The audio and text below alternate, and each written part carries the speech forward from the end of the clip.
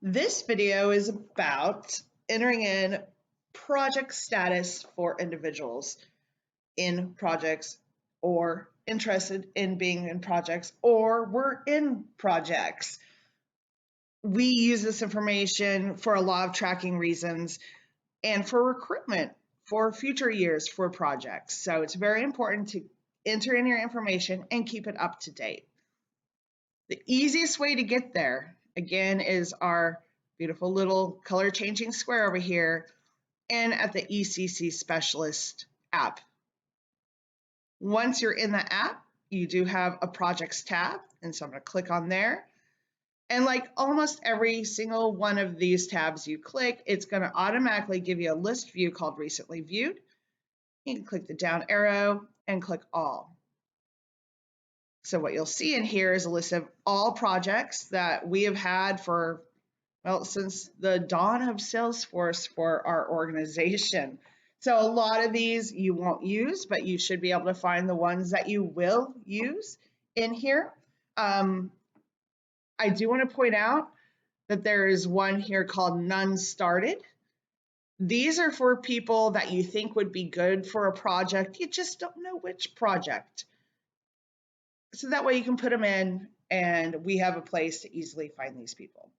In this example, I'm going to show you how you're going to work with participants in your own project. So I'm going to use Quality Beginnings as my first example. So when I click on Quality Beginnings, it takes me to a page, doesn't tell me very much. It is the name of the project and when the project began. Where we want to go is the Related tab, and we're talking about individuals, so we're going to be looking at the participant project status and history. In this case, we're going to create a new record, a new person added to this. And so in this example, as always, I'm going to use Jason Moma. All right, so I entered in the organization and the contact. I do want to bring your attention to something, and that is everywhere through Salesforce, you'll notice icons next to things, and these are very similar, but at the organization level, that icon actually has a little building on it. And the main contact, the contact records have a little contact icon. So that happens throughout Salesforce. I just wanted you to be aware of that because it can get confusing the way we enter in organizations and contacts on figuring out which is which. I want to call attention to this also because we went through projects. It's going to automatically enter in the project here. So as I said, this can be used for people interested, people currently in it, and people that are former. And former can be people who completed the project or dropped out for some reason. So I'm going to click you through all of those options here real quick. There's a field here called classroom name. So currently most of our projects are dealing with family child care providers. However, sometimes they deal with child care centers and you can only have a classroom or 2 classrooms. And so that's what that field is for, is to identify what classroom you're working with if you're working with a defined classroom in a child care center. Project status is our next field down here. And our options are current, former, neither, or interested. So current is what you would choose if they're currently in the project. And please note that their status will change. You will have to come back to their record and update this once they are out of the project for whatever reason. Former means that they're no longer in the project. Obviously, neither, I have no idea, but for some reason we added it in there. Maybe you know of an idea. If so, put it in the comments of why we would use neither. And interested is if they're interested in this project. For example, with some of our newest grants, people cannot actually be in the project until they've met some stipulations, like they have their background check complete or so forth.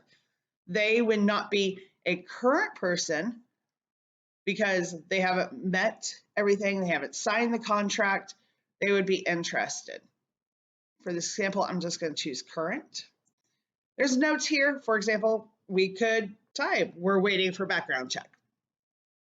It's not a required field. Contract year. I'm going to automatically select this one, but you can also select future years for the project contract year. And my mouse isn't working. Date start project.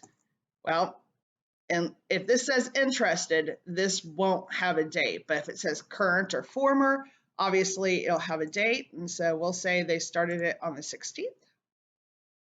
Date end project. This is going to be blank until they've A, completed the project, or B, dropped out of the project. Project completion status. Our options are completed, drop before completion, or never began project. If they're interested, you can leave this blank. If they started, then choose one of these. If all they do is sign the contract and then they ghost you, that's never began project.